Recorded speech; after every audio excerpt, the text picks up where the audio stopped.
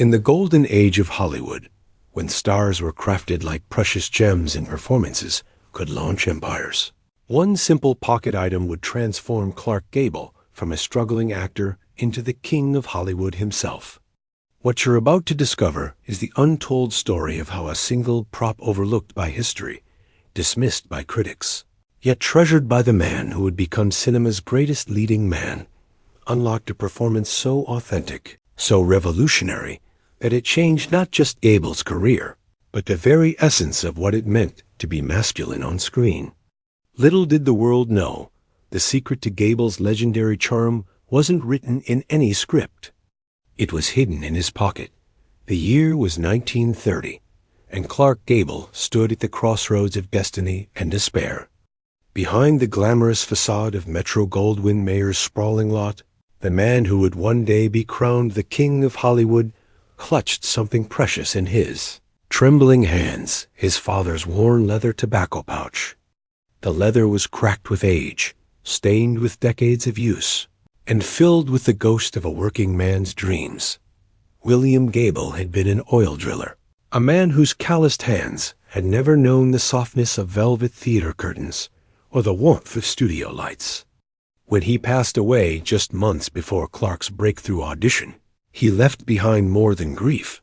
He left behind a tangible connection to authenticity that Hollywood's manufactured charm couldn't replicate.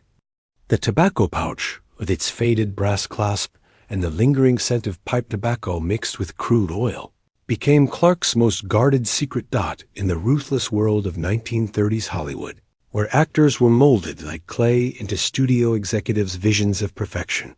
Gable had struggled to find his authentic voice. His early performances were stiff. Mechanical handsome faces were a dime a dozen in Tinseltown, but genuine masculinity was rarer than an honest agent. Directors would bark orders. Be more romantic. Be more sophisticated. But something was missing, something that couldn't be taught in acting classes or manufactured in makeup chairs. The prop that would change everything wasn't chosen by a director or handed down by a prop master.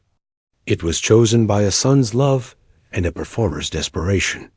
Every morning before stepping onto a soundstage, Gable would slip his father's tobacco pouch into his pocket, feeling its weight against his leg like an anchor to reality.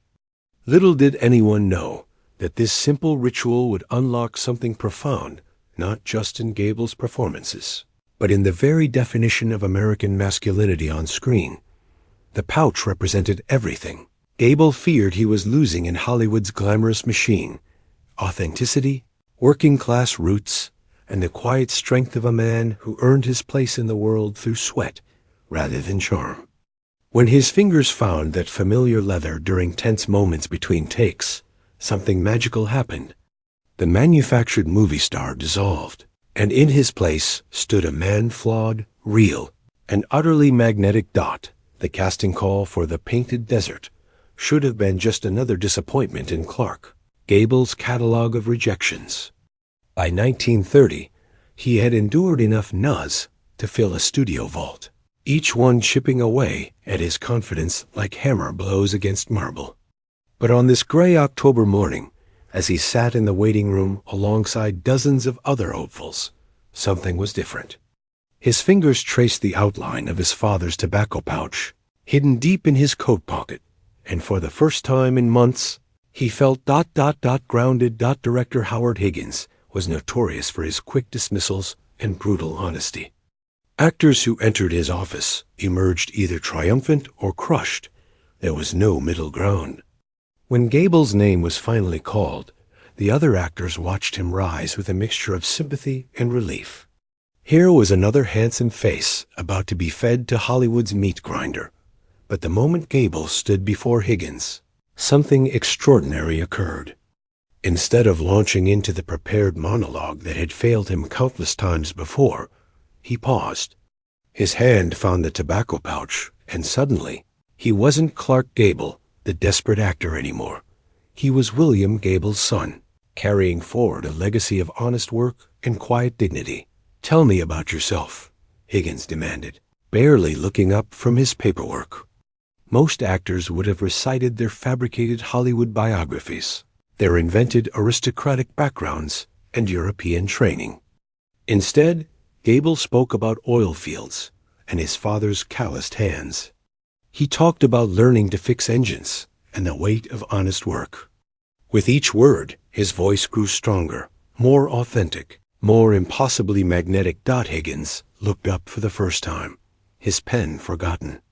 Here was something Hollywood had been searching for without knowing it: genuine masculinity that didn't need to announce itself, strength that whispered rather than shouted. The tobacco pouch had done its work, connecting Gable to a truth that no acting coach could teach and no studio system could manufacture. Years later, Higgins would tell friends that he knew within 30 seconds that he was witnessing something special. It wasn't just Gable's looks. Hollywood was drowning in handsome men.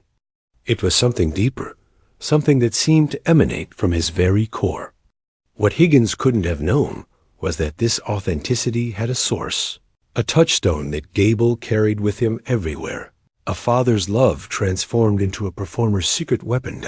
In the months following his breakthrough audition, Clark Gable's transformation from journeyman actor to leading man became the stuff of Hollywood legend. But what film historians and biographers have missed, what Gable himself took to his grave, was the role that his father's tobacco pouch played in crafting the most iconic masculine presence in cinema history. Watch any Gable performance from 1931 onward, and you'll notice something subtle, yet profound in his body language. There's a weight to his movements, a groundedness that separates him from his contemporaries. While other leading men of the era projected romance through theatrical gestures and practiced charm, Gable possessed something infinitely more powerful, authentic masculine energy that seemed to flow from some inexhaustible internal source. The secret was in his pocket. Before every scene, Gable would perform a private ritual that crew members began to notice but never questioned. He would reach into his right pocket, his fingers finding the familiar texture of worn leather, and hold it for just a moment. To observers, it might have looked like nervousness or a quirky habit. In reality, it was a man connecting with his deepest truth. The tobacco pouch served as more than just a good luck charm. It was a method acting technique, before method acting had a name.